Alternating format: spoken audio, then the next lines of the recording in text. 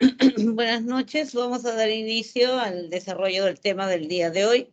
Como verán allí, se trata de aprendizaje cognitivo. Anteriormente había mencionado el hecho de que cuando aprendemos de diferentes formas y aprendemos también diferentes cosas, ¿no es cierto? Entonces hay diferentes teorías que explican las diferentes cosas que aprendemos, las diferentes formas de aprender y las perspectivas también que existen respecto a lo que es el tema de aprendizaje. Hoy vamos a revisar el aprendizaje desde el enfoque cognitivo, ¿ya?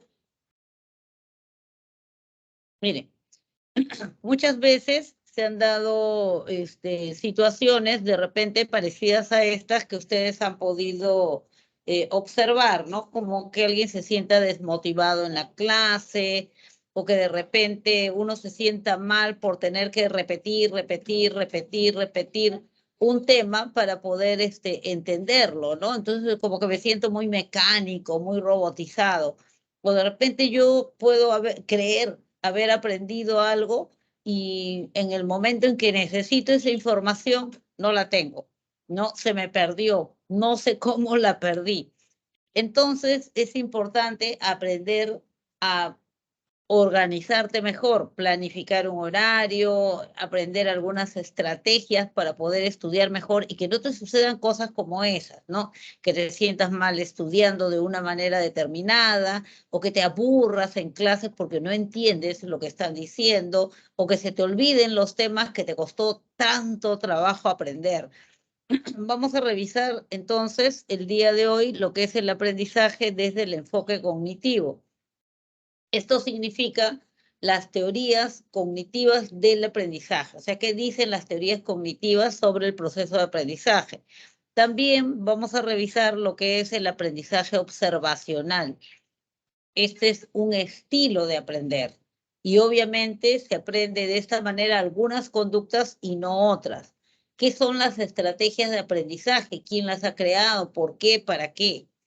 ¿Qué es la metacognición? ¿Qué significa metacognición? ¿Qué es el aprendizaje autorregulado? ¿Y qué es el aprendizaje cooperativo?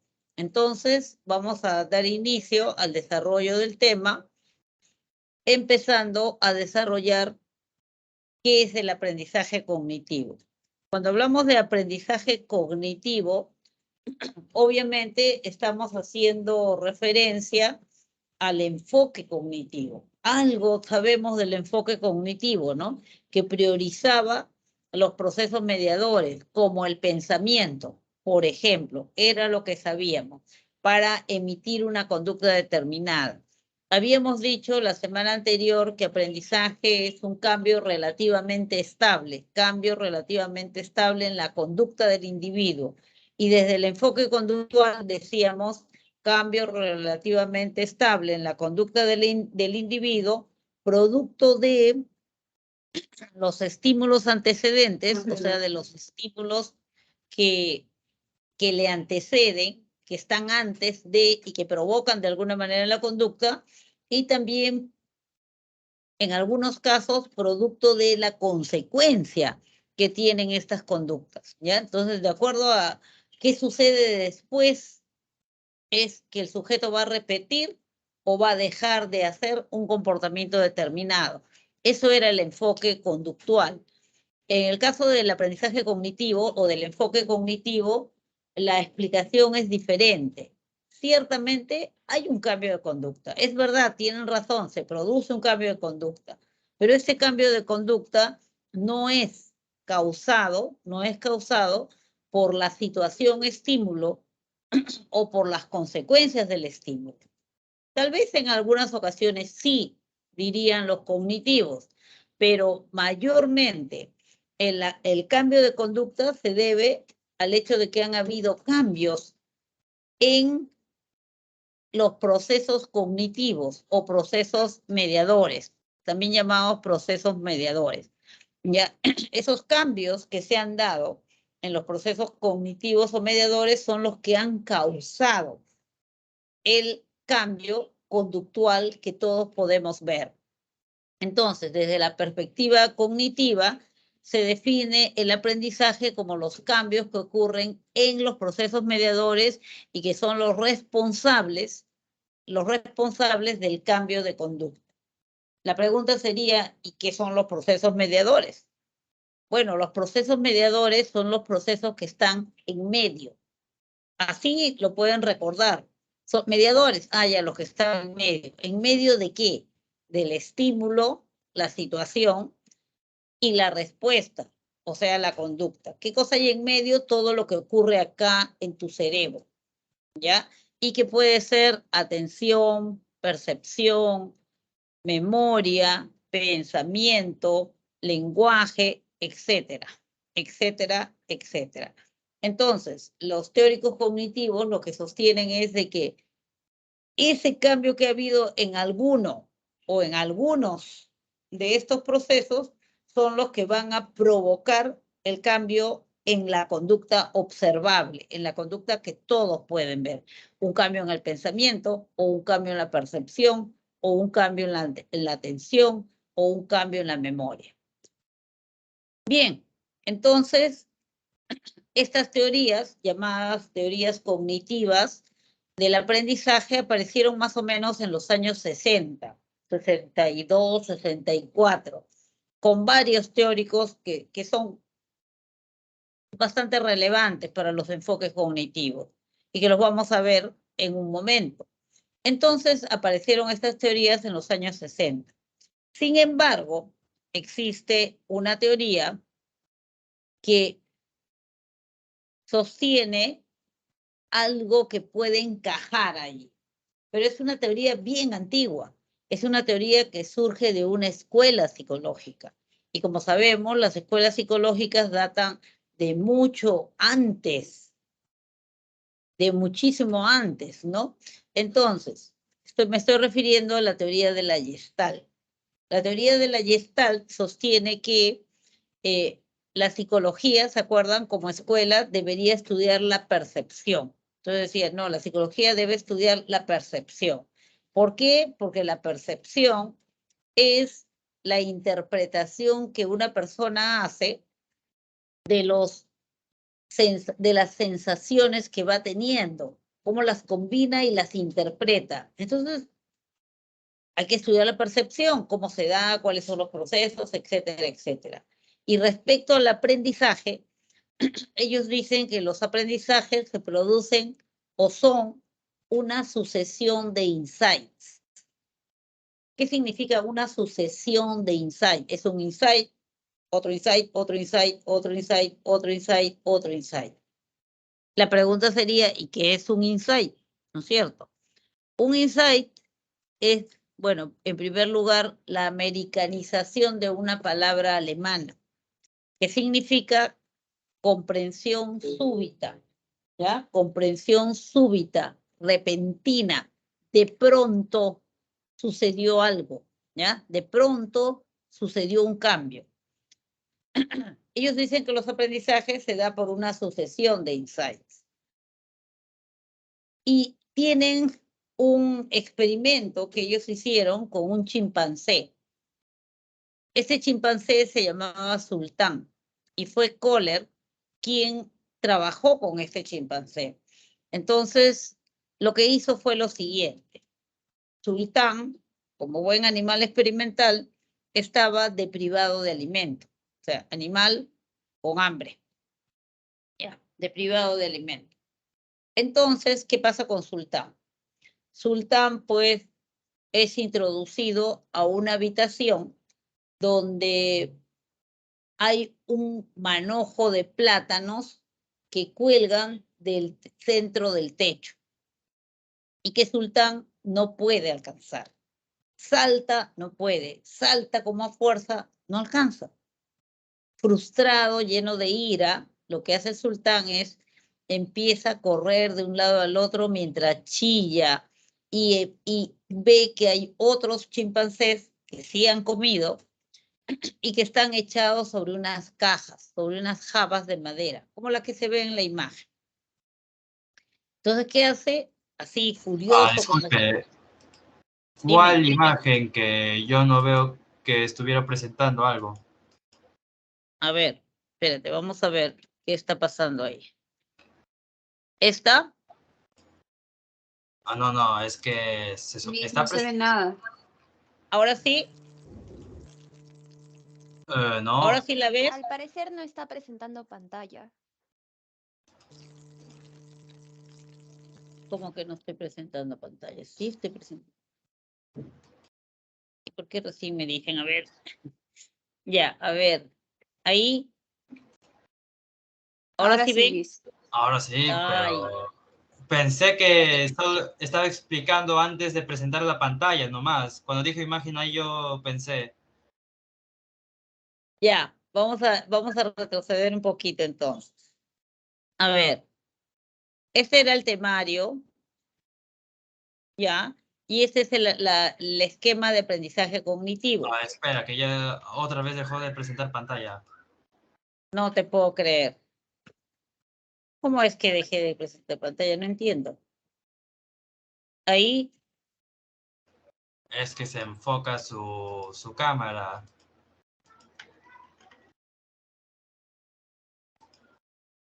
A ver, ¿qué está pasando acá?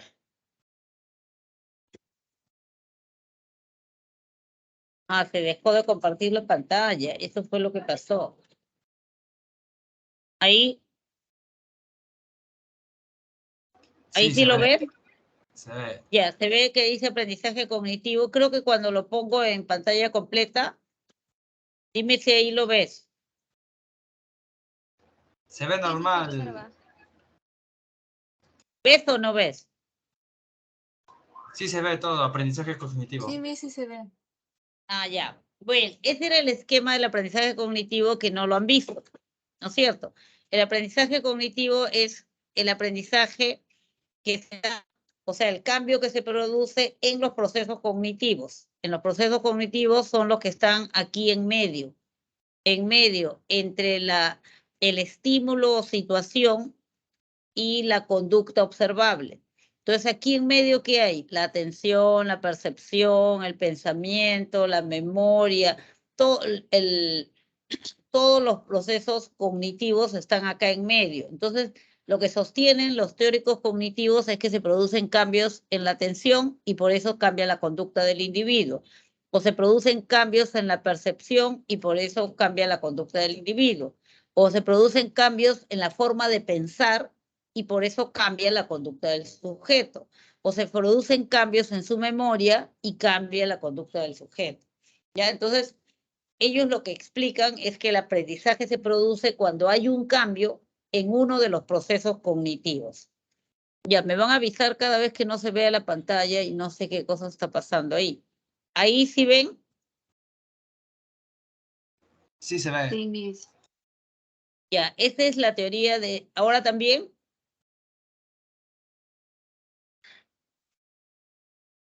¿Sí lo ven? Sí. Se Ah, ve ya. bien. Esa es la teoría de la Gestalt. O sea, ese monito, ese chimpancé, porque es grandote, es Sultán. Entonces Sultán lo meten a una habitación donde existen cajitas que están ahí. Encima hay una serie de otros chimpancés que están durmiendo, si han comido.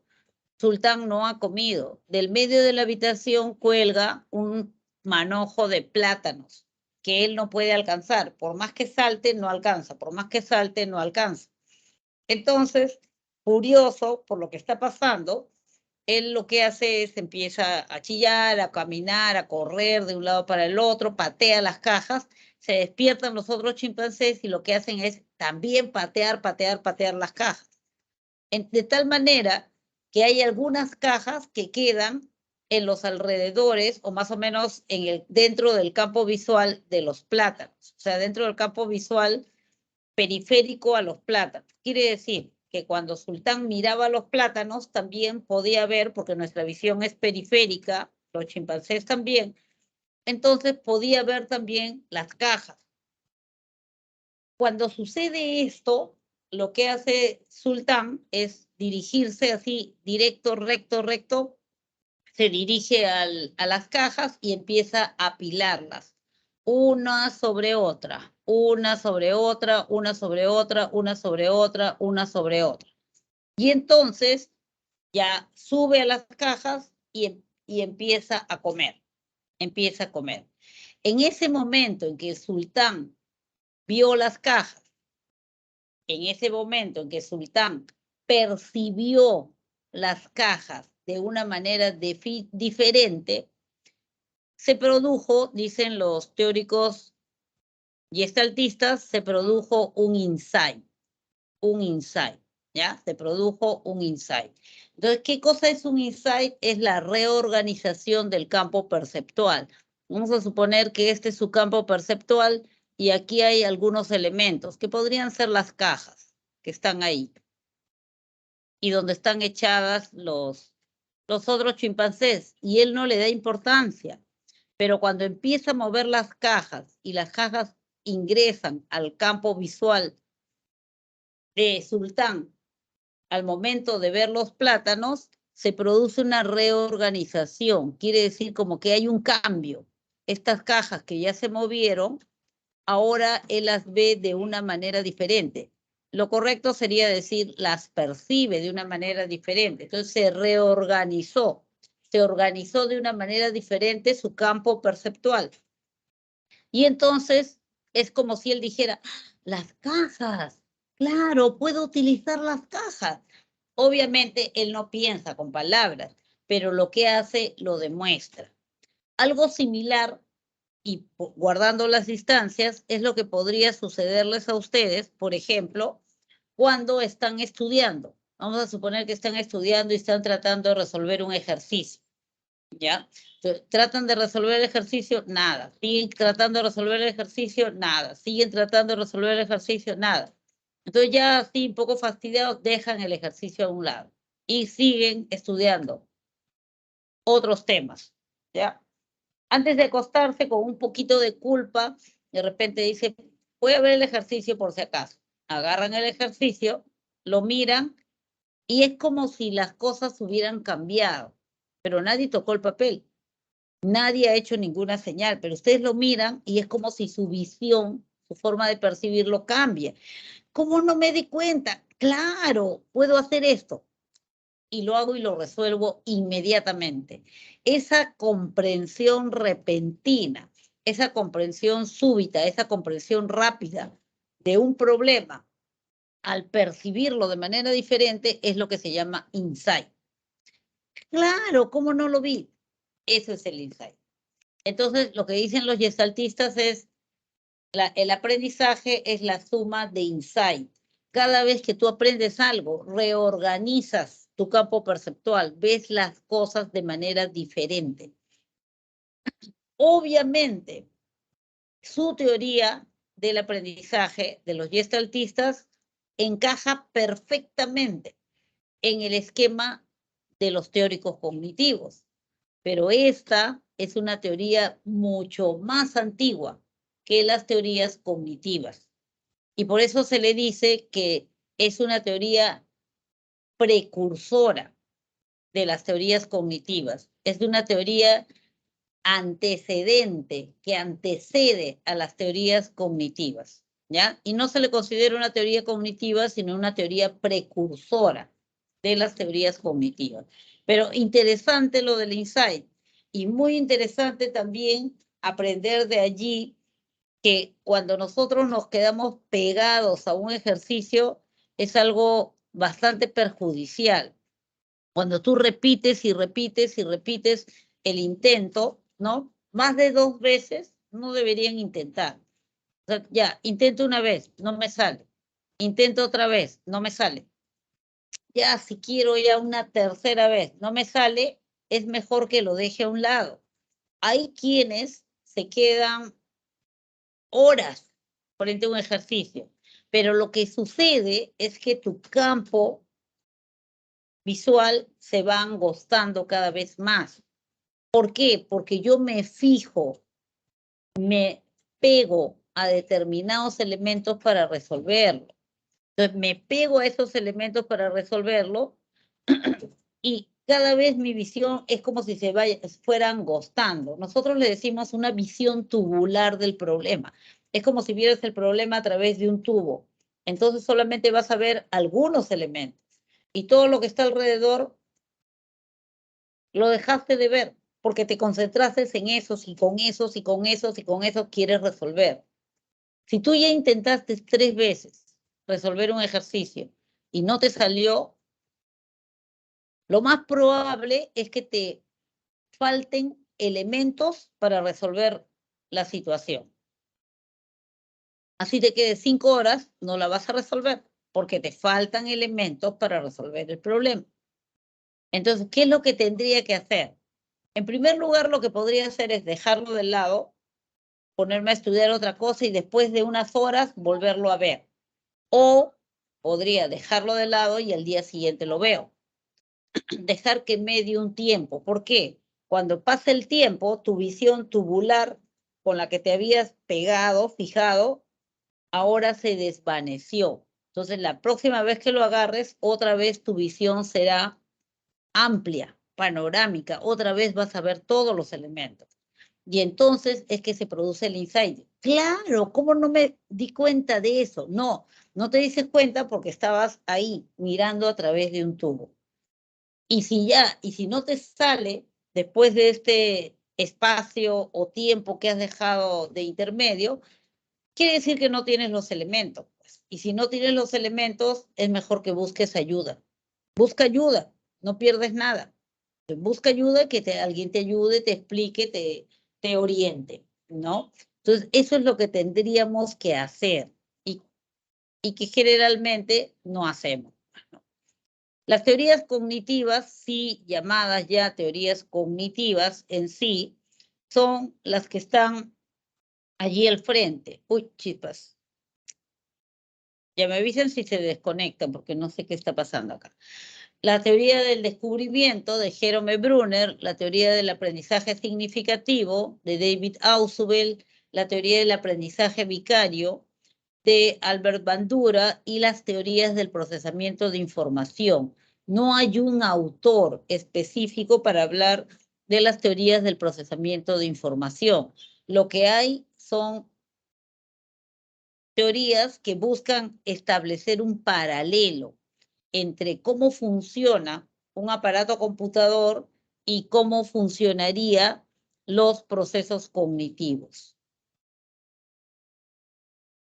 Vemos ahí que dice teorías del procesamiento de la información.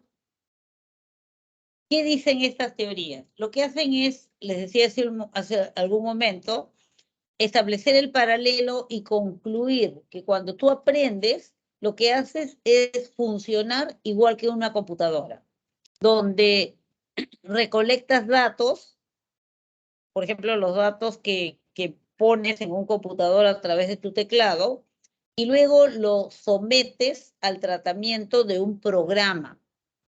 Lo trabajo en Word, o lo trabajo en Excel, lo trabajo en PowerPoint, etcétera, etcétera, etcétera.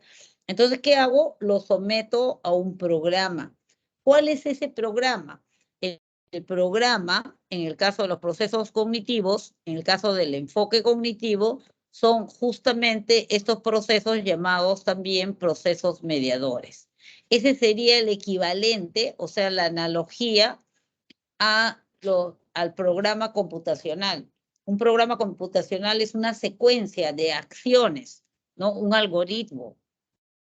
Este sería. O sea, lo que dicen las teorías cognitivas o las teorías del procesamiento de información es que los procesos cognitivos, también llamados procesos mediadores, funcionan como un programa computacional. Una vez que ingresa la información, es trabajada, tratada por estos procesos cognitivos.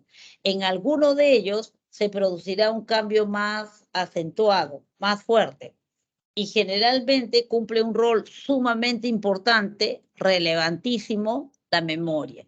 ¿Por qué? Porque la memoria es el principal almacén de la información que vas interpretando, que vas procesando. Ahí viene aquella explicación del almacenamiento o de la memoria como un proceso de multialmacén que hemos visto en el momento respectivo, ¿no? Entonces, eso es.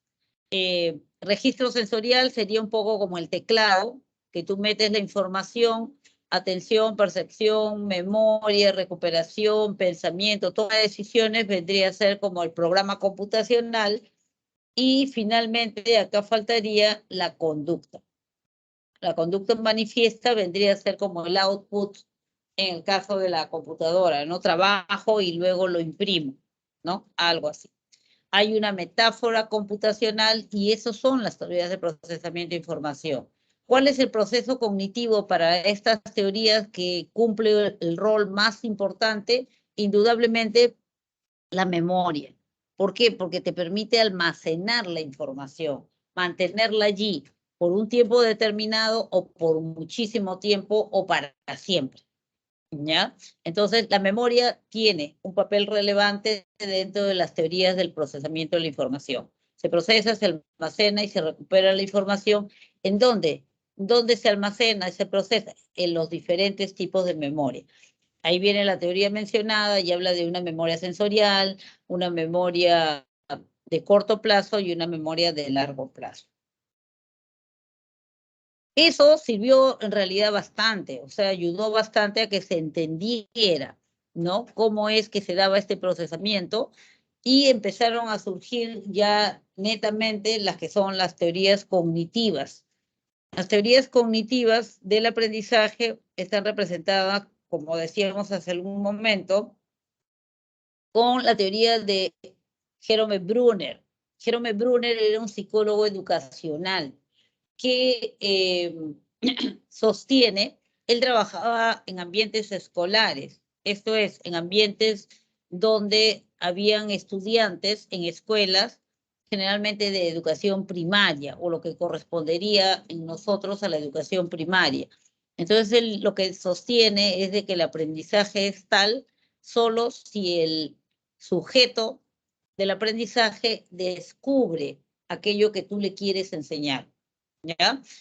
Entonces, el aprendizaje se produce cuando tú descubres aquello que te quieren enseñar. En este tipo de teoría, como habla de ambientes escolares, el maestro cumple un rol sumamente importante, pero el maestro no es la persona sabia que va y deposita conocimientos en los cerebros de sus alumnos. No es así, sino en la teoría de Jerome Brunner, el maestro cumple un rol facilitador. Esto quiere decir que debe facilitar el descubrimiento. Entonces, en otras palabras, el maestro tiene que romperse la cabeza pensando qué situación le planteo, qué situación le propongo a estos niños para que solitos descubran lo que yo quiero enseñarles. ¿Qué situación podría ser? Podría ser unas lecturas, podría ser un plan de investigación, podría ser un experimento, podría ser una búsqueda de información. ¿Qué les propongo? O sea, el maestro tiene que ver, de acuerdo al tema que quiere trabajar, qué actividades le va a proponer para que los niños lo descubran. O sea, lo que hace el maestro es orientar la actividad, por eso se le llama maestro facilitador, facilita el descubrimiento. El aprendizaje, dice, tiene que llevarnos a un encontrar, a un hallazgo por parte del estudiante. El estudiante descubre, él encuentra. El tipo de pensamiento que se utiliza ahí es un pensamiento o razonamiento de tipo inductivo, ¿ya? De tipo inductivo, que va de lo individual a lo general. Supongamos, yo quiero enseñarles a estos niños sobre la honradez, pero son niños de 10 años. ¿Cómo le enseño la honradez? Es un concepto muy abstracto para un niño de 10 años. Tengo que concretizarlo. Entonces, ¿qué voy a hacer? Voy a armar historias y le voy a dar diferentes historias. Voy a dividir a los niños en grupo y a cada grupo le voy a dar una historia diferente. Entonces, este grupo va a leer sobre de repente, Juanita la honrada. Una niña que bajando el Metropolitano vio cómo el señor que estaba delante de ella, al bajar, tiró la billetera sin darse cuenta, ¿no? O la guardó en falso y se cayó la billetera al suelo. Entonces ella se dio cuenta de eso, la recogió, corrió, lo encontró y le devolvió su billetera. Entonces, esa historia la tienen que leer los niños. El otro grupo le voy a dar la historia del leñador honrado, ¿no? Que encontró el hacha y se le cayó al lago, lloraba, el hacha de oro, el hacha de plata, el hacha de bronce y oxidada. Ya, esa historia le voy a dar. A otro grupo le voy a dar la historia de Paco el honrado. Paco era honrado porque dijo la verdad, a pesar de que eso implicaba que le iban a dar un castigo. Entonces ya yo creo mis historias o las busco como sea, pero ya yo planteo esas lecturas. Entonces los niños lo que van a hacer es, van a leer y van a extraer su conclusión. A ver, lean esta historia y me dicen qué cosa es la honradez. Van a leer la historia de Juanita la honrada. Van a leer la historia del leñador honrado. Y van a leer la historia de Paco el honrado. Ya está. Luego que han terminado de leer, yo les pido que me den sus productos, ¿no? Bueno, escriban en un papelote qué cosa es honradez para el grupo. Entonces el grupo me deja ahí, pega en la pizarra, qué cosa es honradez, y lo que hacemos luego es organizar esos datos. Entonces, en primer lugar, yo recolecto la información que ellos mismos han sacado a partir del caso que han leído. Luego voy a organizar todos los datos, toda la información que me están dando.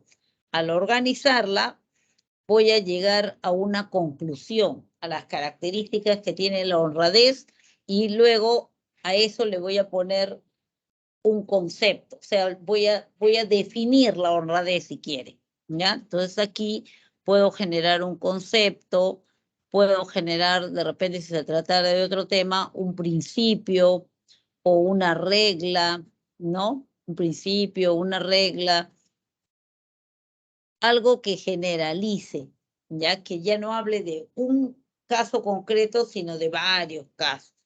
Y así, lo que se usa es el pensamiento inductivo, el razonamiento inductivo. Ellos tienen que sacar sus conclusiones y luego todos dan sus conclusiones.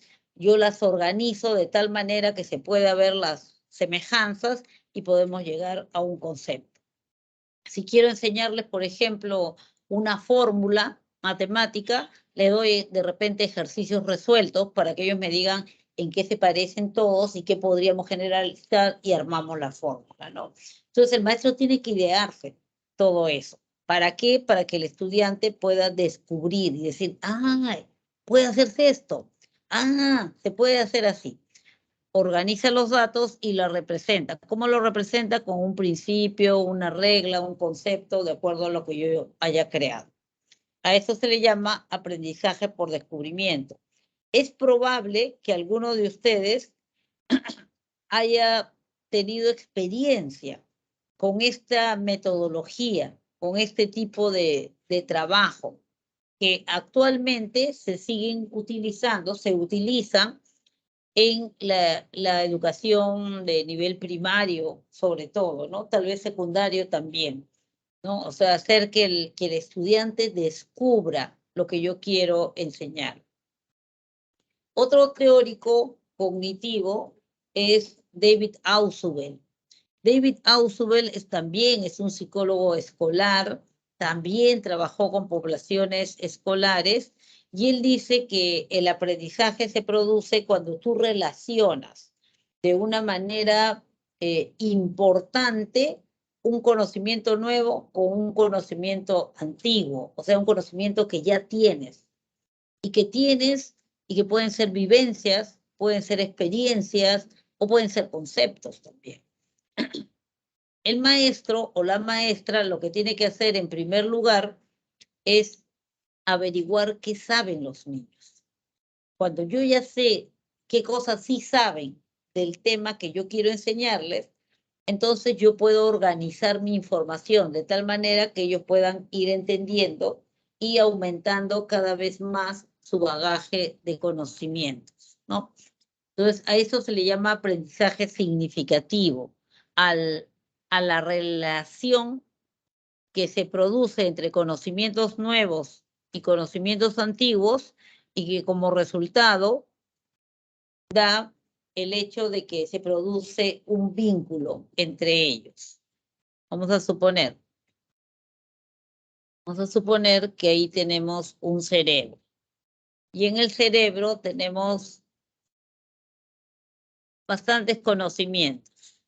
Conocimientos que no necesariamente tienen que ser teóricos, ¿no? Pueden ser conocimientos por mis experiencias, por las cosas que he vivido, etc. Entonces yo tengo una serie de conocimientos. Y la maestra tiene otros conocimientos que me quiere enseñar. Ella me quiere enseñar esto. Es nuevo para mí. Pero la maestra tiene que ser tan lista que sabiendo lo que tú ya conoces, va a disponer este material nuevo de tal manera que puedan vincularse, que este conocimiento nuevo pueda engancharse en un conocimiento que ya existía. Cuando se produce ese vínculo, ¿no?, entre conocimientos, decimos que el nuevo conocimiento se volvió significativo. ¿Por qué? Se enganchó en un conocimiento que ya había y ahora se quedó dentro del esquema cognitivo, ¿ya?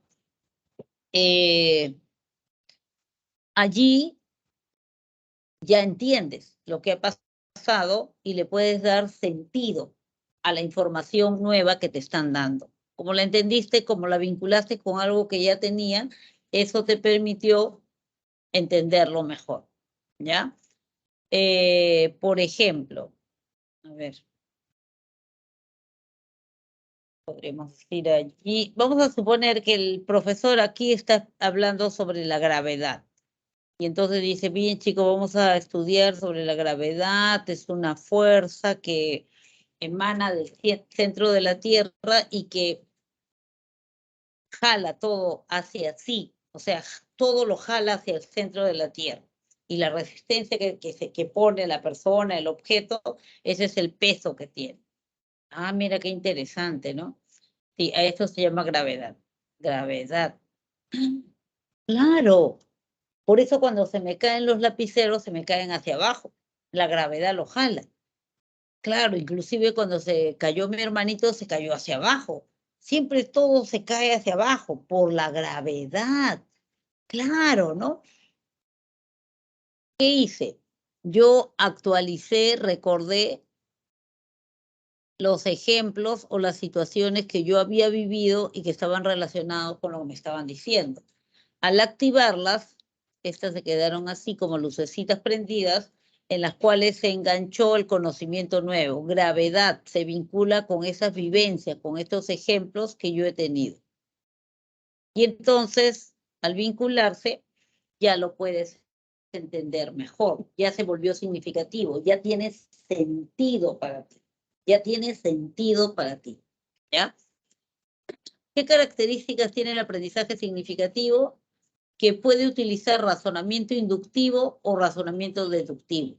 Depende, dependiendo. Si lo que te están enseñando es algo teórico, tú puedes encontrar ejemplos de vivencias que corroboren eso teórico que te están diciendo.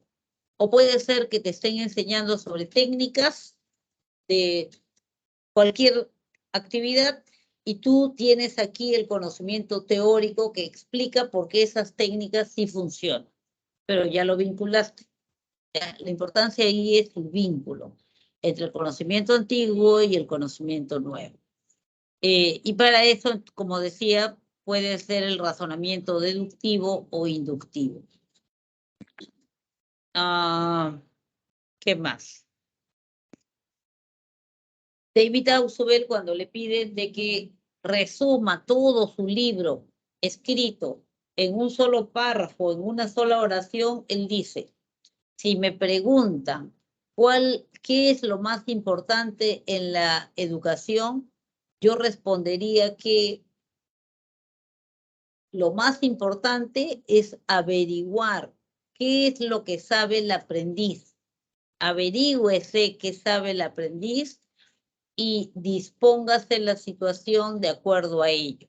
Entonces, él le confiere muchísima importancia a conocer primero qué es lo que sabe el individuo para poder luego disponer el conocimiento nuevo de tal manera que pueda vincularse con lo que yo ya tengo. ¿Cómo puedo saber qué tiene el estudiante en la cabeza, qué cosas sí sabe? Bueno, puede ser de que yo haga una lluvia de ideas. De repente yo digo, a ver, pongo la palabra aprendizaje en la pizarra y le digo, díganme todo lo que sepan de aprendizaje, cualquier cosa, o no, mejor, ya les doy plumones. Cada uno escriba algo que tenga que ver con aprendizaje. Entonces todos van y escriben. Yo miro la pizarra y ya me doy cuenta en qué están, qué saben y qué no mencionan, porque probablemente no saben. La lluvia de ideas puede ayudar a saber qué saben los alumnos. ¿Qué más puede ayudar? A ver, puede ayudar una prueba de entrada.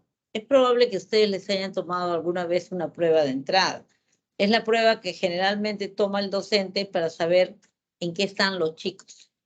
Entonces, no se preocupen, esto no va para la libreta, la nota no va para la libreta, pero necesito que me resuelvan lo mejor posible este examen. Es un examen de entrada, una prueba de entrada. ¿Para qué sirve? Para que el maestro sepa por dónde va a enfocar cada uno de los temas nuevos que quiere enseñar. ¿Sí? ¿Qué es lo más importante aquí? Que se vincule el conocimiento nuevo con el conocimiento antiguo, que se enganche, que se relacionen. Eso es lo más importante. Luego tenemos el aprendizaje observacional. Cuando hablamos de aprendizaje observacional, hablamos generalmente de la teoría de Albert Bandura. Albert Bandura estudió mucho este tipo de aprendizaje, llamándole, así como figura ahí, observacional, aunque también le llamaba el aprendizaje social, ¿ya? El aprendizaje social. ¿Por qué razón? Porque dice que es observando e imitando como generalmente aprendemos la mayoría de conductas sociales, la mayoría de conductas que usamos para relacionarnos con los demás. Por eso también se le conoce como aprendizaje social. La mayoría de conductas sociales, dice, las has aprendido por observación. O sea, observando al modelo. El modelo es la persona importante, la persona significativa para ti, la persona valiosa. Puede ser uno de tus padres, puede ser un familiar, puede ser alguien que no es tu familiar, pero es una persona que tú admiras. Ya, ese es tu modelo. Observo mi modelo con atención, con todos mis sentidos. Luego guardo esa información en mi memoria para poder después reproducir el comportamiento, hacerlo yo. ¿Ya? Y eso que yo haga, esa ejecución que yo realice, va a recibir una retroinformación. Entonces, para Albert Bandura, el aprendizaje observacional o social o imitativo o vicario se da en 4 momentos. O sea, son 4 momentos importantes. Primero, la atención. Atiende, memoriza, reproduce y evalúa. Entonces, como verán, es una teoría que de alguna manera es un puente, una bisagra entre lo conductual y lo cognitivo. ¿Por qué? Atiende y memoriza. Esos son procesos cognitivos. Está diciendo de que mirando el modelo va a cambiar su forma de atender y memorizar. O sea, va a utilizar un proceso cognitivo y va a memorizar. Luego va a ejecutar una acción. Y esa acción que ejecute, lo que ha visto, lo que está imitando, va a recibir una retroinformación. ¿Qué es una retroinformación? Es una evaluación. La evaluación es muy importante, ¿no? O sea, lo que reciba como comentario es una retroinformación. Y es muy importante porque puede motivar al individuo en el caso de que la retroinformación haya sido buena, positiva. Entonces, como que lo entusiasma, ¿no? Lo motiva más. Pero si la retroinformación es negativa, lo puede desmotivar más bien. O lo motiva o lo desmotiva. Si lo motiva, va a seguir imitando. Si lo desmotiva, es probable que ya no imite más ese comportamiento. Vamos a ver un ejemplo. Alguien quiere aprender un baile determinado, ¿ya? Entonces, observa el video donde están bailando, eso que él quiere aprender, observa, retiene todos los pasos y la secuencia, va a su casa, pone la música y empieza a bailar. ¿Quién le va a dar la retroinformación si no hay nadie? Él mismo, ¿no es cierto? Entonces, la retroinformación puede ser personal o puede ser del entorno. En el caso de que él mismo se diga, bien, lo estás haciendo muy bien, está casi idéntico a lo que hemos visto, tú mismo te dices, entonces te vas a sentir motivado a seguir imitando, a seguir haciéndolo, a seguir perfeccionando. Pero en el caso de que tu retroinformación sea negativa, no, nada que ver, horrible, o sea, no se parece en nada. Ya tontería de baile, ya no lo hago, lo dejo, me desmotivo y lo dejo, ¿ya? Entonces, sí, pues tiene razón, ¿no? El modelo, qué importante es el modelo para niños y para adolescentes y hasta para adultos también, ¿no? El modelo que estoy siguiendo, pero más importante durante la infancia, la niñez, ¿no? ¿A quién estoy imitando? También se le puede llamar aprendizaje vicario porque en algunos casos la consecuencia de su comportamiento no es en él mismo, no es en la persona, sino es en el modelo. O sea, yo veo que cuando mi hermano hace tales cosas, le dan permiso para salir. Entonces yo voy, imito y hago las mismas cosas para que me den permiso para salir. ¿Ya? Pero puede ser que yo observe que mi hermano hizo X cosa y lo castigaron. Entonces yo me cuidaré de no hacer eso para que no me castigue. Entonces ahí le decimos que es un aprendizaje vicario. Aprendió, pero de manera indirecta. Bien, a ver.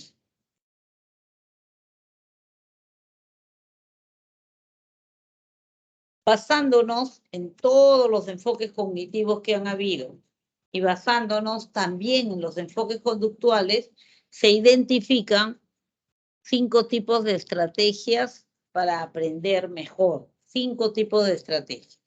Las estrategias de repaso, las estrategias de organización, las estrategias de elaboración, las estrategias de supervisión y las estrategias de autocontrol emocional. O sea, estos 5 tipos de estrategias es importante que ustedes mismos vayan viendo, vayan midiendo, vayan evaluando cuál calza mejor con su forma de estudiar, ¿no? Con sus fortalezas que tienen o cuál es más efectiva para cada uno de ustedes.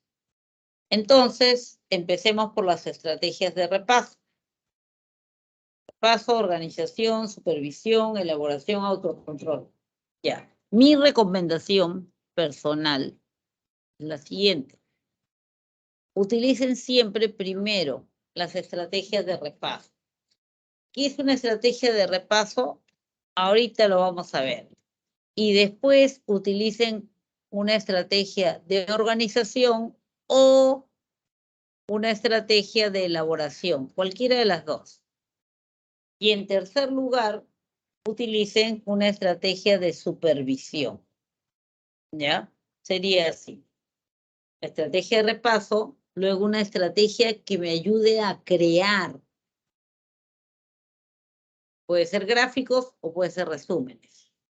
Y en último lugar, una estrategia de supervisión, donde yo voy a desarrollar una práctica, un examen, de repente un cuestionario, etcétera, pero algo que evalúe. Las estrategias de supervisión son las estrategias que evalúan en qué nivel estás, cómo estás, ¿no? Y hay un quinto sector de estrategias que deberían ir paralelas a las otras, y son las llamadas estrategias de autocontrol emocional.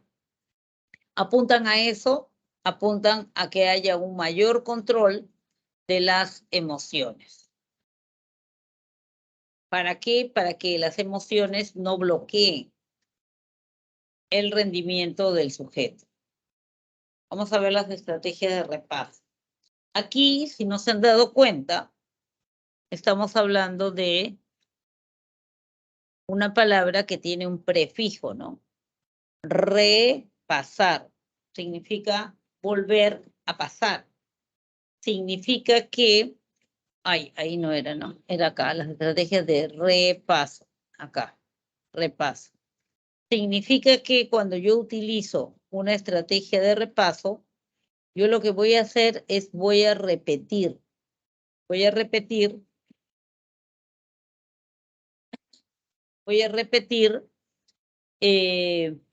un texto o algo que pretendo aprender. Voy a repetir, ¿ya? Ya. Por ejemplo, puede ser una repetición simple. Manco capa sinchi roca yo que yo panqui maita cap manco capa sinchi roca yo que yo es una repetición simple, mecánica. O puede ser una repetición acumulativa. Generalmente nosotros lo que hacemos es lo siguiente, ¿no? Entonces, agarro mi texto y lo vuelvo a leer. Estoy repasando. De repente, agarro mi texto, lo vuelvo a leer y subrayo. Sigue siendo un repaso. Ahora agarro mi texto, vuelvo a leer y resalto. Voy a usar resaltador y de colores. Sigue siendo repaso. ¿Por qué? Porque una estrategia de repaso es aquella en la cual tú vuelves a pasar el material, pero no lo alteras en nada. No lo alteras. Ejemplo, ya. Leo, subrayo, resalto, ¿no? Puede ser que transcriba también. Esto es bien importante. Entonces agarro una hoja y lo copio. Igualito. Esta partecita también es bien importante. La copio.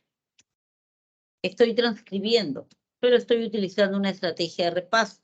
Lo estoy volviendo a pasar. Hablamos de estrategias de repaso, repasar, otra vez lo vuelvo a hacer.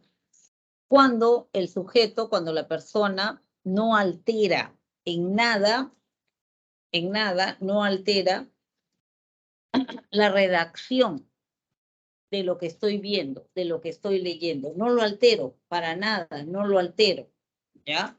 Entonces, esa es una estrategia de repaso. No, pero si yo he copiado, no he copiado todo igualito, algunas partecitas, pero estás repasando, ¿ya? Eso es repaso. ¿Las estrategias de repaso son buenas o no?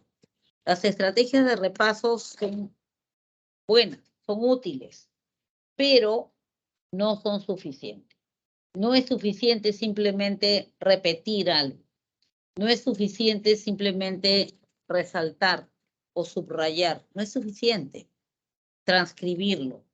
No es suficiente. ¿Por qué? Porque esa información que tú repasas mecánicamente es una información que va a la memoria de corto plazo. Y las memorias de corto plazo, como ustedes saben, son memorias es una memoria transitoria, es una memoria limitada. Quiere decir que no dura para siempre. No dura para siempre. Entonces, yo solamente he subrayado, resaltado, nada más, y ahí me quedé y digo, ya estudié. Error. Eso no es estudiar. Has empezado a estudiar, pero te quedaste. Entonces, ¿qué tiene más que pasar para yo decir, sí, he estudiado? Bueno, en primer lugar, como decía hace un momento, utilizo una estrategia de repaso. Ya. Resalto, subrayo, todo. Importante, sí, porque estoy marcando las partes que considero importantes. ¿Qué más? Ya está, subrayé, todo ya. Segundo lugar, lo que yo tendría que hacer es utilizar ahora una estrategia de creación. Hay dos tipos de estrategias que te permiten crear. Las estrategias de elaboración y las estrategias de organización. Aquí le llamamos estrategias de elaboración, cuando tú vas a elaborar algo, que puede ser un resumen, que puede ser un ensayo, que puede ser una analogía, que puede ser una metáfora, entre otras, ¿no es cierto? Pero tú lo elaboras. Esa es una estrategia de elaboración. Por ejemplo, hacer un resumen. Leo. Acá tengo los apuntes que he tomado. Leo. Luego dejo y digo, ya lo dejé. ¿Qué cosas me dijeron?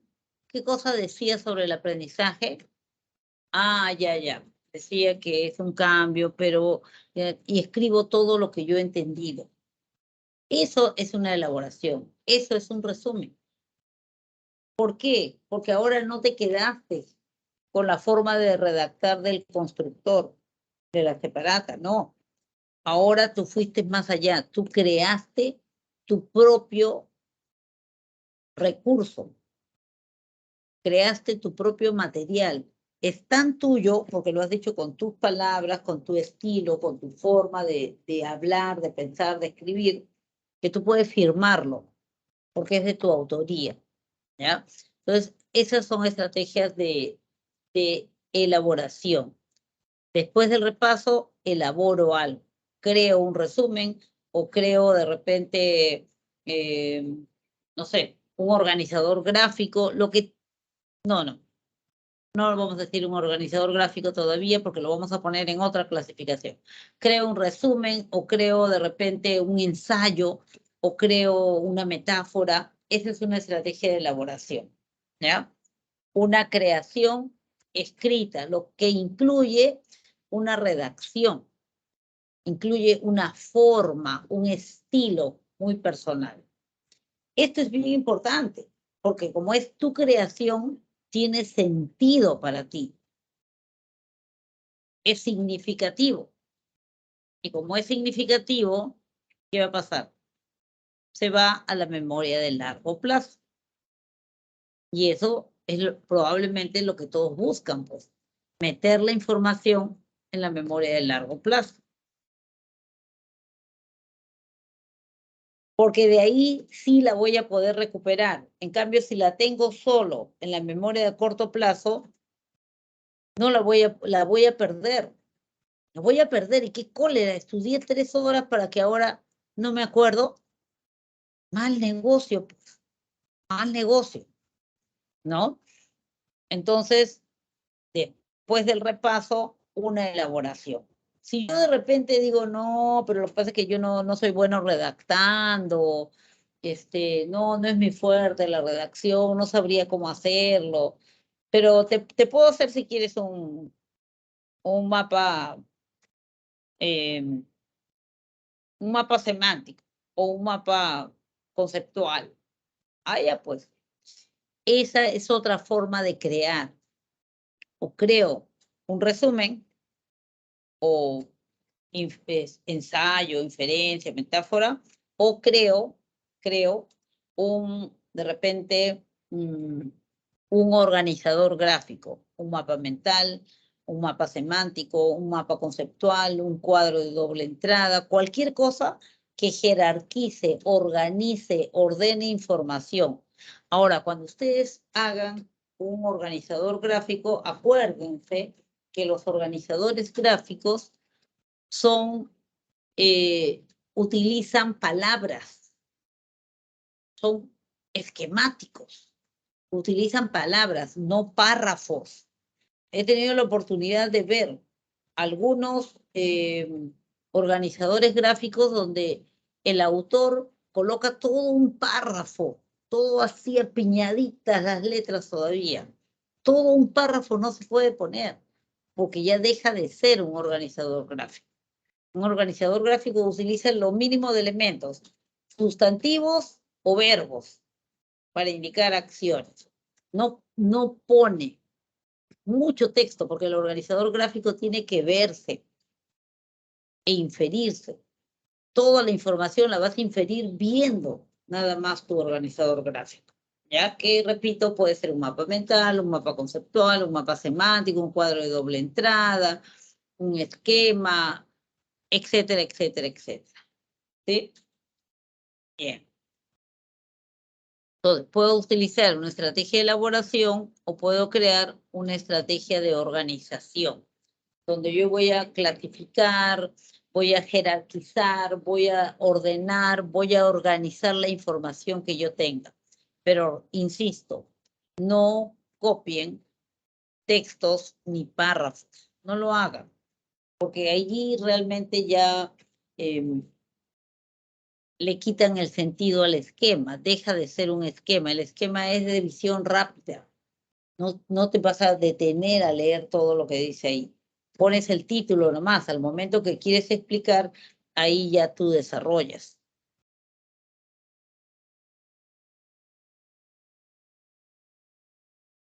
Y en tercer lugar, porque ya tenemos primero las estrategias de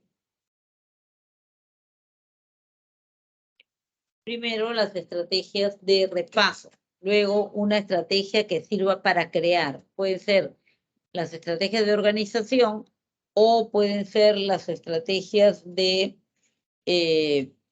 elaboración, cualquiera de las dos. ¿Terminé eso? ¿Ya terminé de estudiar? No, tienes que evaluar lo que has aprendido, evaluar si tu esquema o tu resumen que acabas de hacer es lo suficientemente sustancioso o para rendir un examen. ¿Ya? Entonces tú te vas a supervisar. Entonces, ¿qué haces? Nada, te aplicas una práctica o una prueba, o puede ser un cuestionario, ítems de un examen, etc. Entonces, pero cuando resuelvas una práctica, un examen pasado, etc., tú lo que tienes que hacer cuando evalúes esto, tienes que desarrollarlo como si fuera un examen de verdad. O sea, cuando yo desarrollo una práctica, no puedo estar recurriendo otra vez a mi texto, a mis apuntes. Así no se resuelven las evaluaciones.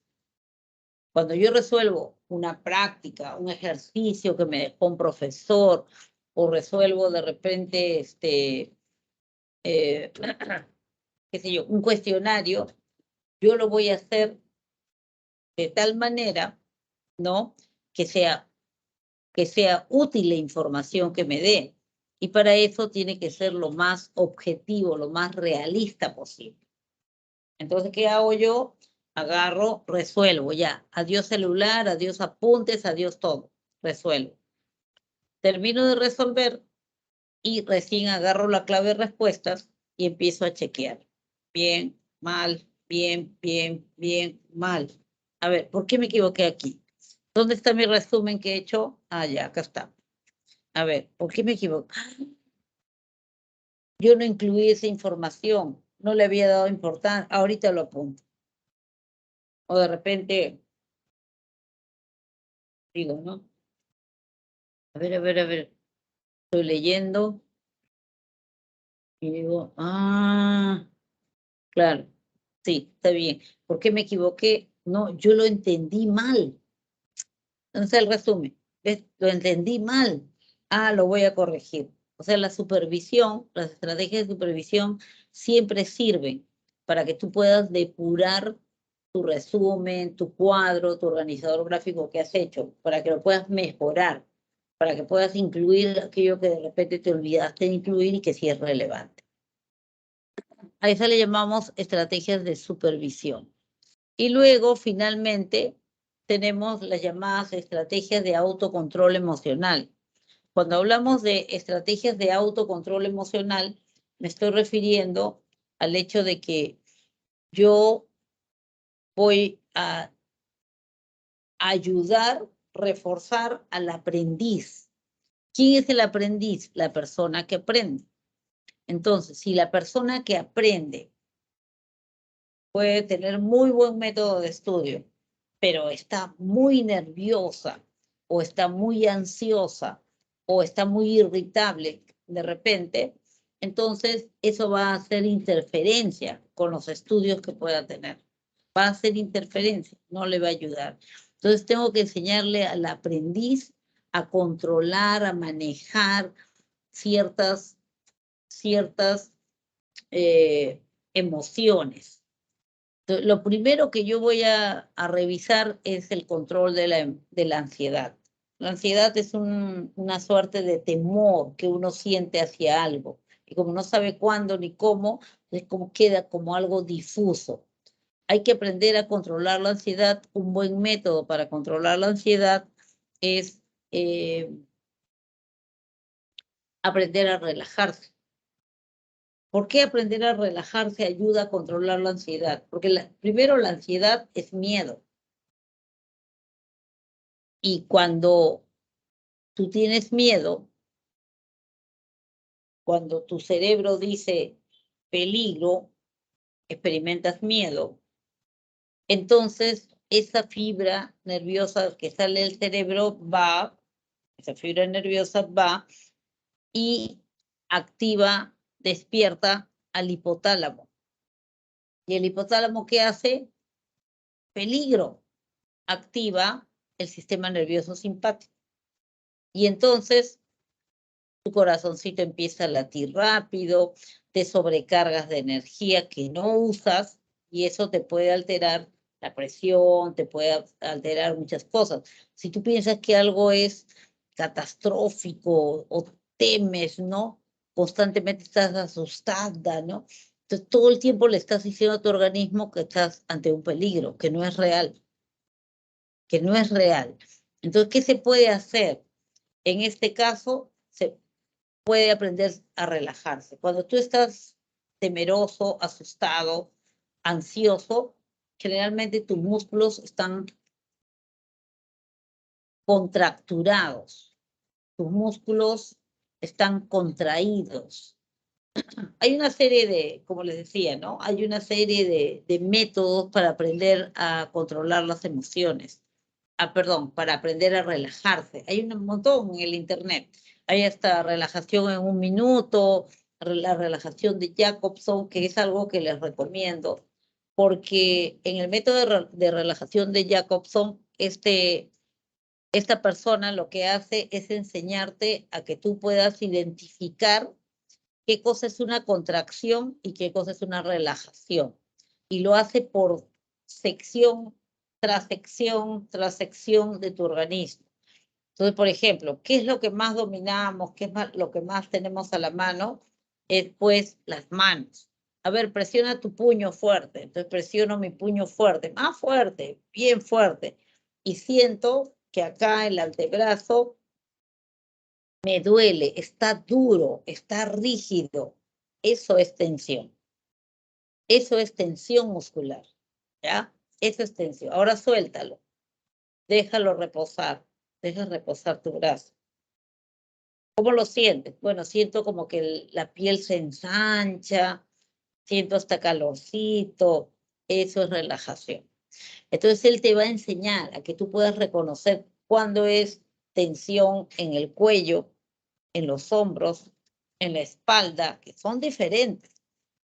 La tensión de repente se me acumula no sé, ya dije los hombros, o puede ser la cabeza y me duele la cabeza, ¿no?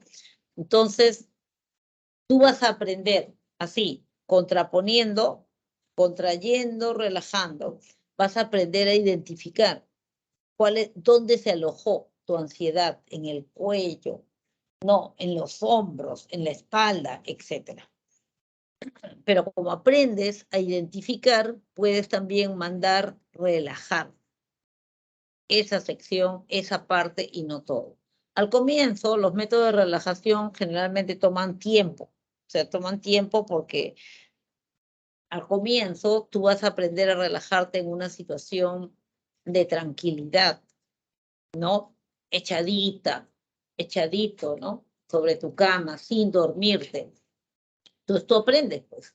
Aprendes a relajarte allí y eso toma su tiempo. Pero haces toda la secuencia para identificar cada sección. Pero poco a poco, en la medida que tú vas avanzando, tú ya puedes simplemente ordenando a tus músculos contraerse o relajarse. Relajarse en determinada zona donde tú lo sientes muy contracturado, ¿no? Entonces puedes lograr hacer eso, ya no echado en tu cama, de repente ya sentado. Y un nivel más alto, ya no solo sentada, de repente caminando, de repente, qué sé yo, en medio de una discusión, aprender a relajarte. Pero son niveles a los que vas accediendo. Entonces, ¿cuál es la idea ahí? Tu cerebro, si tu cerebro siente que tu músculo está contraído, eso lo identifica como que estás tenso, hay un peligro. Entonces, alarma al hipotálamo y el hipotálamo simplemente activa el sistema nervioso simpático. Pero si tú aprendes a relajar, el cerebro capta también esa sensación y dice, músculo relajado, no hay peligro, tranquilidad, no activa el hipotálamo y entonces puedes mantenerte relajado. O sea, es como un círculo. Se acrecienta o se relaja y deja que el sistema nervioso parasimpático cumpla con su función. Entonces, para el control de la ansiedad, el manejo de la relajación es bien importante.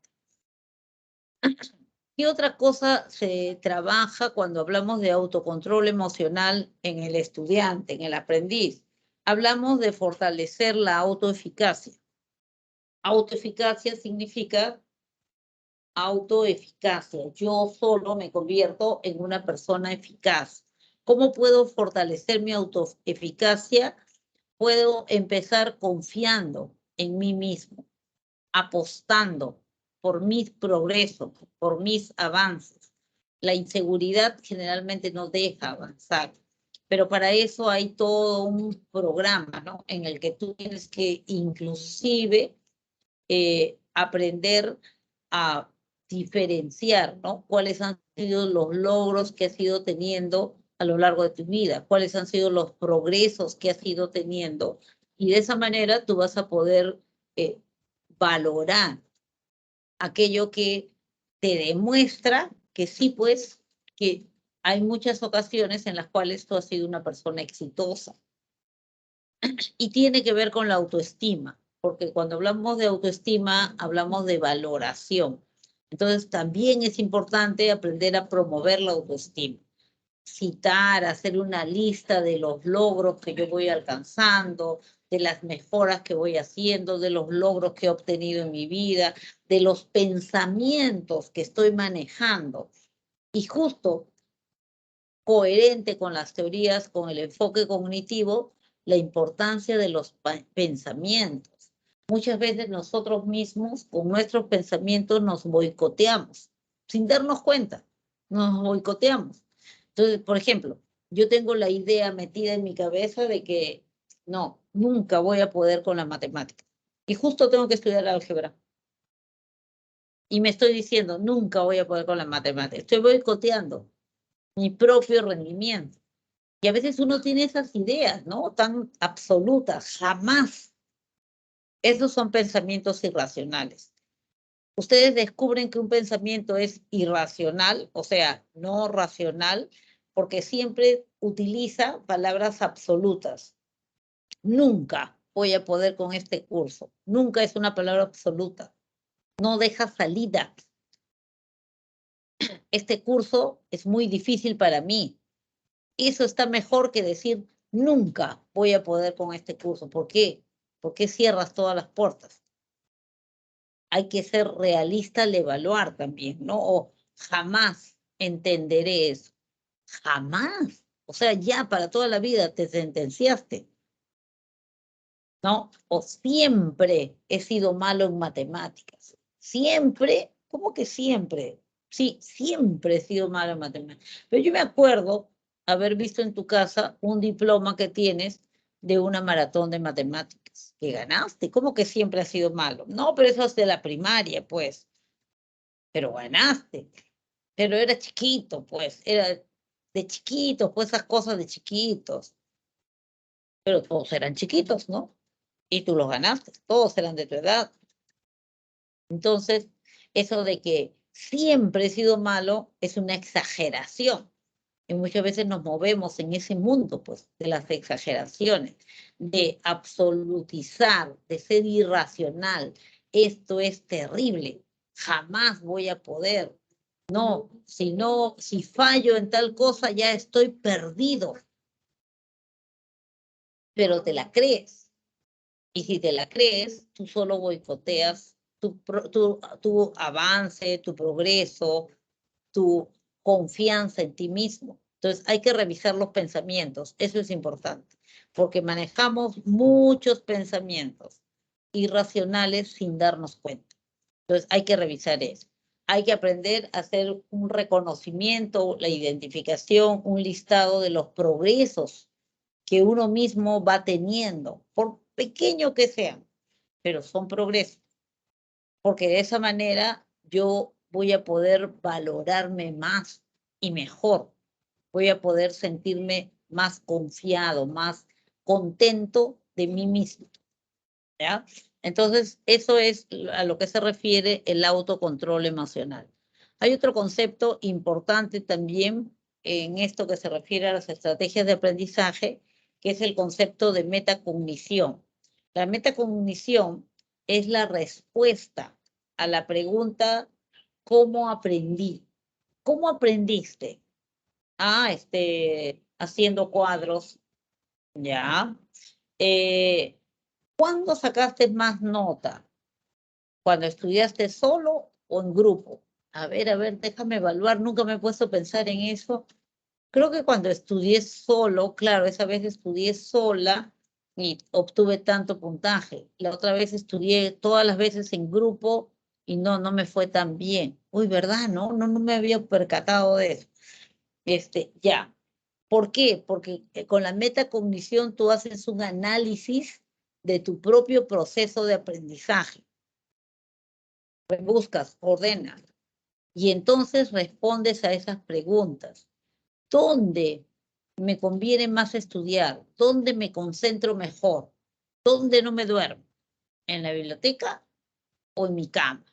¿No? Entonces yo respondo las preguntas y eso me va a ayudar a que yo pueda planificar mejor mi proceso de aprendizaje, a que yo tome las riendas, el control de mi situación de aprendizaje y yo pueda planificar mejor. Si yo descubrí que yo aprendo más cuando estudio tempranito en la mañana que cuando me amanezco en la noche, ¿para qué me amanezco? Mejor me acuesto más temprano y me levanto más tempranito todavía, porque parece que esa hora aprendo mejor. El asunto es personal, o sea, yo tengo que revisar mi propio proceso de aprendizaje, comparar y darme cuenta cuándo rindo mejor, cuándo me va mejor, ¿ya? Entonces, una buena metacognición me sirve para planificar mejor mi propio proceso de aprendizaje. También me sirve para controlar aquellas variables que yo identifico como distractoras. Yo me doy cuenta de que no me conviene estudiar de repente en mi cama porque termino durmiendo. Entonces voy a controlar esa situación. No me conviene estudiar en la sala porque el televisor siempre está prendido y me jala, pues me jala y me distraigo. Entonces yo voy a controlar aquella situación que me distraen y me voy a colocar yo misma a mí en situaciones que me favorecen, ¿ya? Y también me sirve para ir evaluando mi progreso, para ir viendo si estoy avanzando bien, ¿no? O si me he estancado, cuáles son mis fuertes, mis fortalezas, cuáles son mis debilidades, porque identificando mis debilidades, yo voy a poder mejorar, voy a poder hacer algo particular, especial para esas debilidades, ¿ya?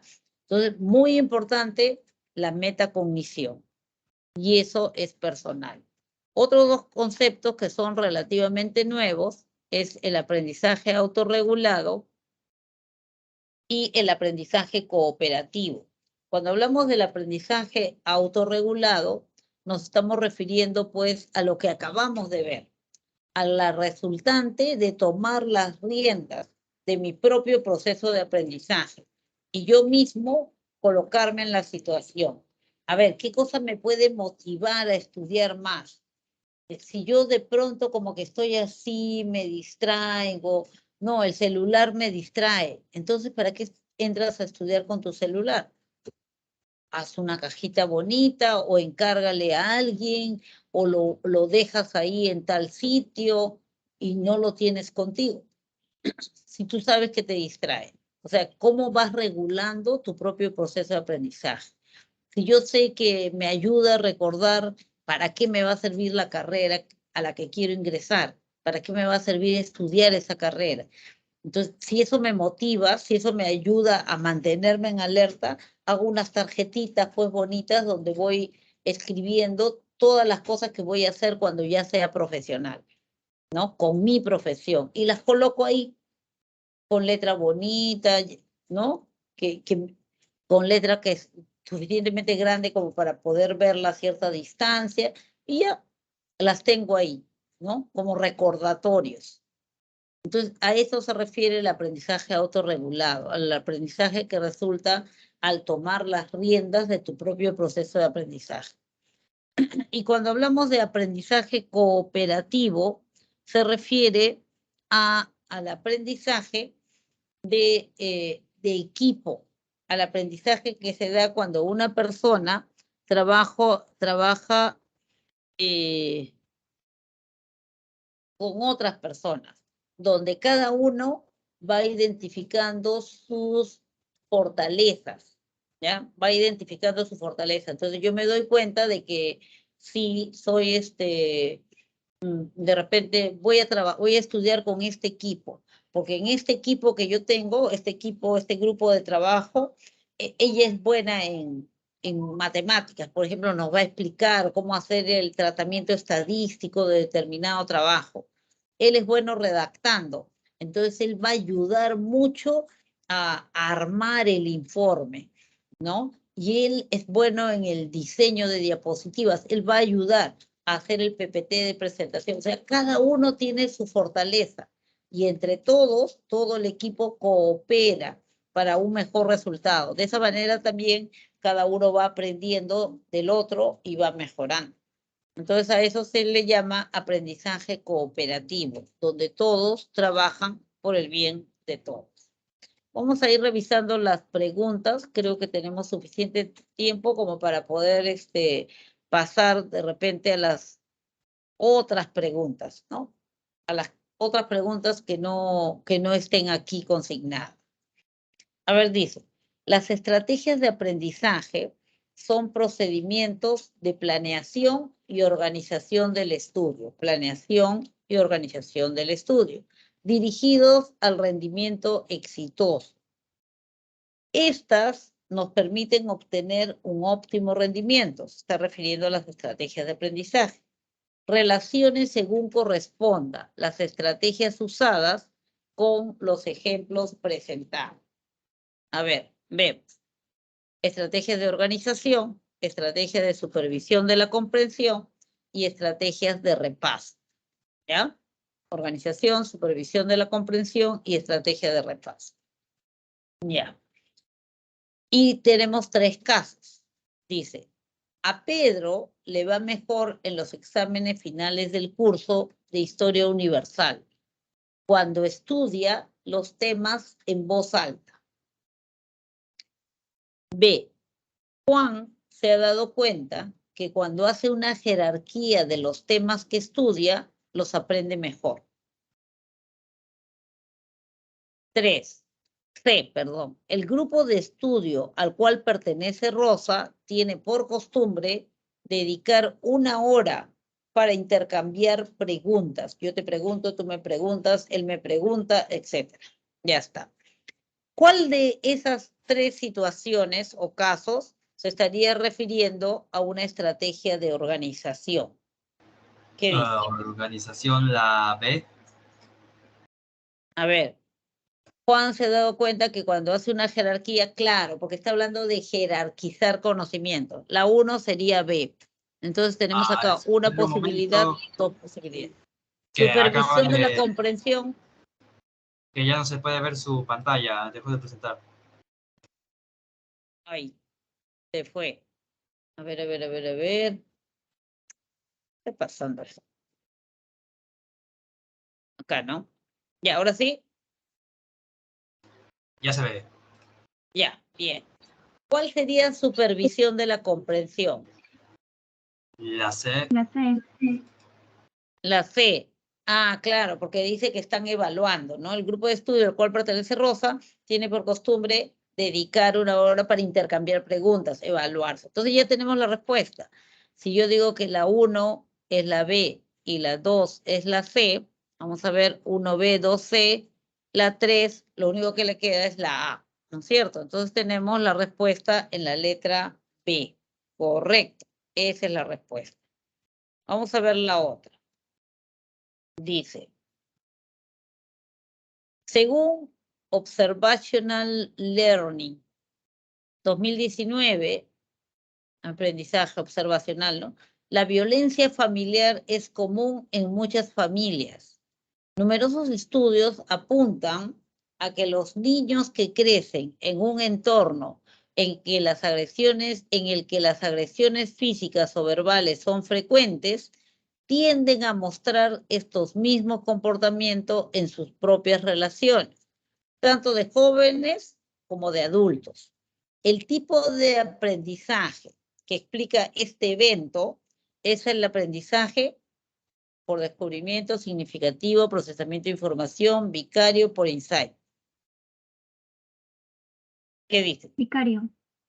Vicario, correcto, vicario, que es el sinónimo que se usa para el aprendizaje observacional o aprendizaje imitativo. Muy bien, copió la conducta de los modelos.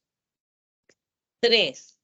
Ana realiza una identificación de los puntos fuertes y débiles que tiene para resolver los ejercicios de matemáticas procediendo creativa y heurísticamente. Entonces, ella identifica cuáles son sus puntos fuertes y débiles. ¿Para qué? Para poder resolver los ejercicios de matemática de manera creativa. Además, se ha dado cuenta que haciendo pausas de 5 minutos entre ejercicio y ejercicio, no se cansa y puede culminarlos todos eficazmente.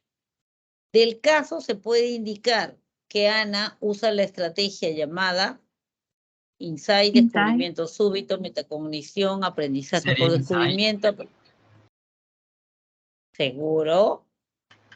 Ella identifica los puntos fuertes y débiles que tiene para resolver los ejercicios. Y entonces aplica creatividad. Metacognición, claro que sí. Ella está analizando su propio proceso de aprendizaje y está tomando medidas. Eso se llama metacognición. Es la estrategia que está utilizando, el análisis de su propio proceso de aprendizaje. Dice, además se ha dado cuenta que haciendo pausas de 5 minutos entre tema y tema, o ejercicio y ejercicio, no se cansa y puede terminarlos todos, ¿no? Entonces, sí se está refiriendo a la metacognición. Vamos a la siguiente. Hoy no, la siguiente era esa. Ya, entonces vamos al... ¿Hay tiempo? Sí, tenemos un poco de tiempo. Entonces, ahora sí, voy a dejar de compartir. Sí, dejé de compartir, ¿no es cierto? y vamos a revisar las preguntas me equivoqué, esa no era.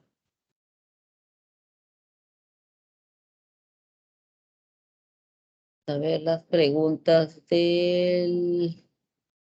acá. ¿Sí?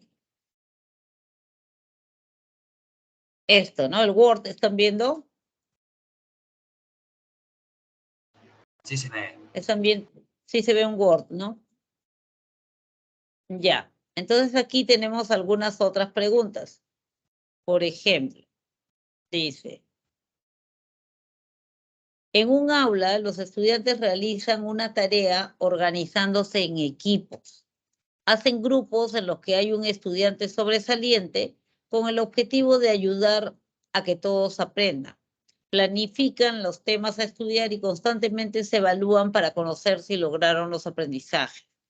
De este caso, se puede concluir lo siguiente. 1. Al realizar una tarea de forma grupal, se estaría aplicando el tipo de aprendizaje llamado por descubrimiento, ¿verdadero o falso? ¿Qué dice? Al realizar No, una tarea de... ¿Ah? no se estaría dando. ¿No se está viendo? No, que es falso esta primera, que no se estaría dando, entonces. Ah, ya, es falso. Ya. Porque acá el enunciado dice, ¿qué se puede concluir, no? Ya, al realizar la tarea de forma grupal, ¿se está aplicando el tipo de aprendizaje llamado por descubrimiento? No, no se puede concluir eso. El método de enseñanza-aprendizaje que se usa en este caso, el método de enseñanza-aprendizaje que se usa en este caso, es el que se conoce como aprendizaje cooperativo. ¿Verdadero o falso? Verdadero. ¿Qué dice? Verdadero. Verdadero, claro. 3. La planificación y evaluación constante corresponde al tipo de aprendizaje llamado vicario. Falso. Falso, claro que sí. Entonces, falso, verdadero, falso. Falso, verdadero, falso. Solo 2 sería la respuesta, ¿no es cierto? La letra B. Solo 2 es la correcta. 3, 5. En un seminario sobre las teorías de aprendizaje, un ponente señala lo siguiente: el aprendizaje solo es posible cuando los estudiantes tienen reforzadores que incrementan su conducta a estudiar. Otro ponente cuestiona esta opinión y señala: el aprendizaje es resultado de factores internos más que de externos. El alumno aprende cuando se da un cambio en alguno de sus procesos mediadores. Según las teorías conductistas y cognitivistas, identifique el valor de verdad de las siguientes proposiciones. 1. La propuesta del primer ponente expresa la posición de las teorías cognitivas del aprendizaje. ¿Verdadero o falso? Falso. Falso, correcto. Falso. 2. Es necesario que haya reforzadores para que se dé el proceso de aprendizaje, los cuales permitirán un cambio en los procesos mediadores. Falso. Falso, muy bien. Tercero, lo señalado por el segundo ponente expresa la propuesta de las teorías cognitivas. Verdadero. Verdadero. Tenemos falso, falso, verdadero. Y la respuesta correcta está en la letra A. Letra A. Vamos a la 6. Un profesor de psicología explica a sus estudiantes acerca de los procesos mediadores que intervienen en el aprendizaje cognitivo y señala que aquellos funcionan como el sonido de un timbre cuando apretamos el interruptor, los circuitos que permiten el funcionamiento de la computadora, el programa que genera la aparición de las letras cuando tipeamos, el apagado de una computadora cuando se acaba la batería, los libros que usamos para transmitir los conocimientos. Profesor de psicología explica a sus estudiantes acerca de los procesos mediadores que intervienen en el aprendizaje cognitivo y señala que aquellos, o sea, los procesos mediadores, funcionan como, ¿cuál sería la respuesta correcta? ¿La B? La B, vamos a ver, dice,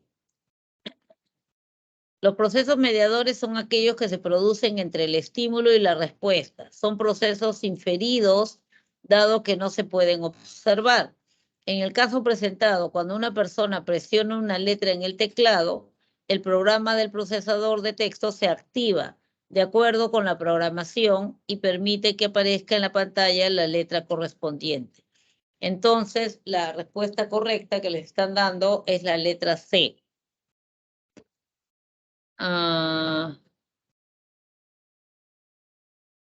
Los procesos mediadores que intervienen en el aprendizaje cognitivo funcionan como el programa que genera la aparición de las letras cuando tipeamos. O sea, se infiere su funcionamiento, pero no se ve. A eso se está refiriendo, ¿no? Son procesos inferidos, no se pueden observar. Cuando presiona una letra en el teclado, el programa del procesador de texto se activa de acuerdo a la programación y permite que aparezca en la pantalla la letra, pero no se vio cómo apareció. Vamos a la número 7. Dice, el aprendizaje cognitivo se puede explicar mediante diferentes teorías que comparten la premisa de mediación interna entre el estímulo y la respuesta. En ese sentido, relacionen las teorías cognitivas con las situaciones que a continuación se describen. Teorías del procesamiento de información, teorías del aprendizaje significativo y teorías del aprendizaje por descubrimiento. Vamos a ver los casos. Josué tiene como método de estudio hacerse preguntas sobre lo que conoce de la lección que va a empezar a estudiar. B.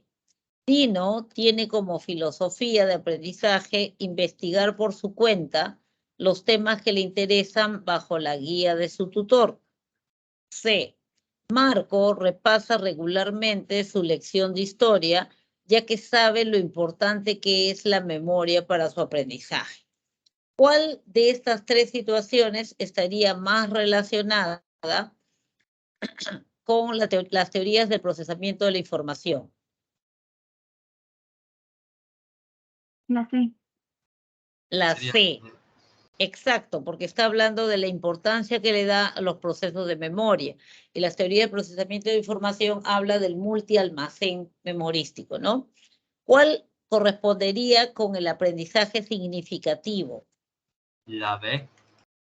¿Seguro? La A. La A, porque dice que tiene como método de estudio hacerse preguntas sobre lo que conoce de la lección que va a empezar a estudiar. Es como si estuviera activando sus conocimientos antiguos, sus saberes previos, para luego atrapar los conocimientos nuevos que le den. Entonces ya tenemos la respuesta. Si la 1 es la C y la 2 es la A, entonces tenemos 1C, 2A y la 3 sería la B. ¿Cierto? Y la respuesta estaría en la B. Sí, está en la B. Ahí está. Vamos a la 8. Manuel, por más que intentaba hallar la solución de un problema con los procesos de producción de su empresa, no pudo resolverlo.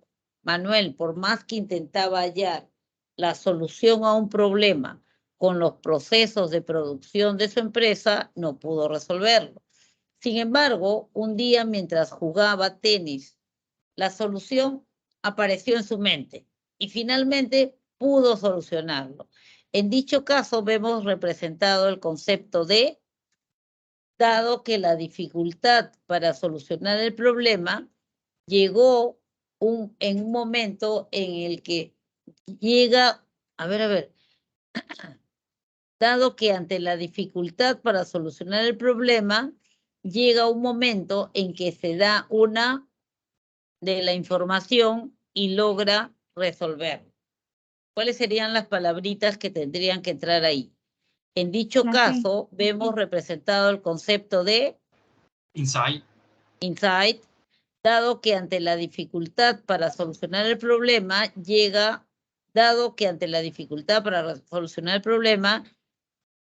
un momento en que se da una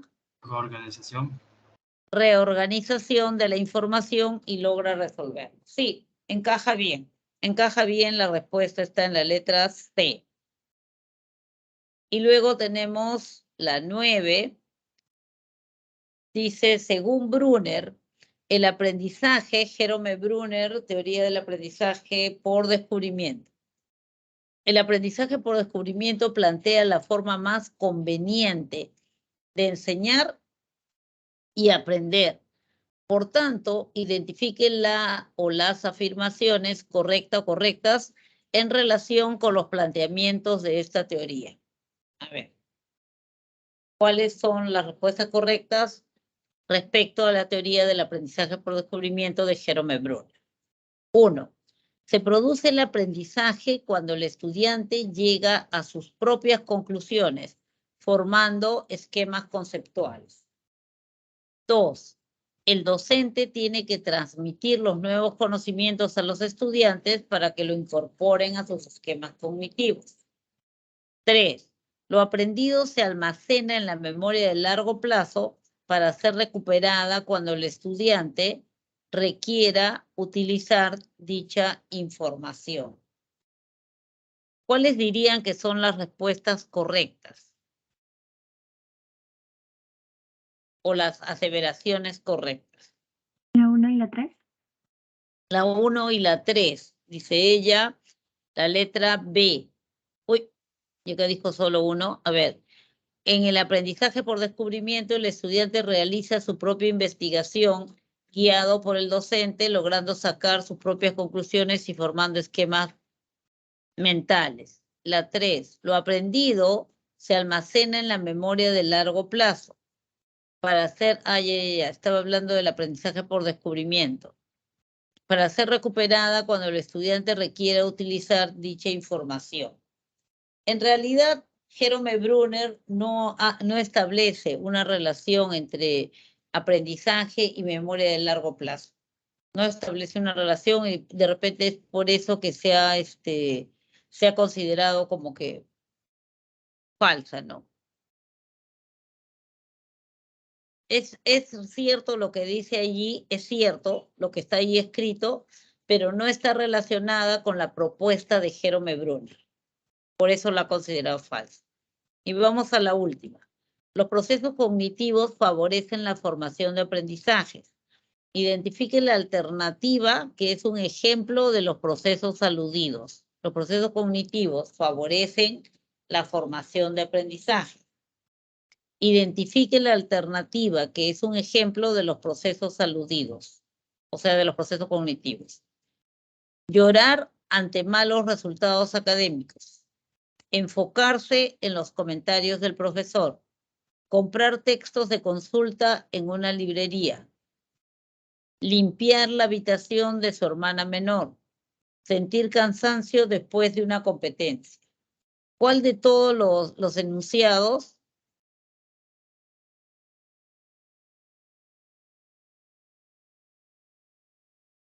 es un ejemplo de procesos cognitivos?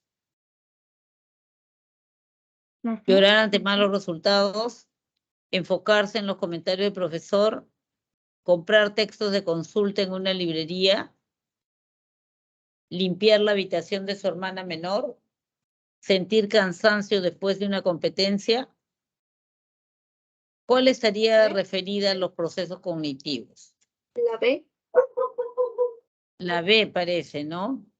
La atención es uno de los procesos cognitivos que nos permite seleccionar y enfocarnos en un estímulo en un determinado momento, como en el caso que se encuentra explicando el profesor de literatura. ¿Cuál literatura? El profesor. Ya está, sí, la respuesta correcta era la letra B. Vamos a sacar esto. Sacar esto y vamos a volver al PPT, ¿ya? Ya no. Acá tienen el PPT. Uy, chis. Acá tienen el PPT. Sí están viendo el PPT, ¿verdad? Y aquí tienen la clave respuesta. Ahí tienen la clave respuesta, ¿sí la ven? Ahí tienen la clave respuestas y ya saben que, bueno, lo hemos desarrollado todo, pero pueden volver a hacerlo después. Lo que han hecho ahorita está un poco en su memoria de corto plazo, por ahí, dependiendo cuán significativo haya sido y cuánta participación hayan tenido. Pero, no pueden volver a hacer como repaso, ¿no? Acuérdense que si tienen todavía alguna dificultad o han identificado alguna dificultad en lo que son su organización en el estudio o de repente la gestión de sus emociones, pueden pedir una cita de atención psicopedagógica para poder aliviar este tipo de interferencia, ¿no? Deshacerse de ese tipo de interferencia. Eso sería todo por ahora, chicos. Muchísimas gracias por estar ahí. Espero que les vaya súper bien. Felicitaciones por seguir trabajando, por ser cada día mejor, por acopiar más conocimiento y poder utilizarlo también. Eso sería todo. Muchísimas gracias. Ya nos vemos la próxima semana. Chao, que les vaya súper bien. Bye.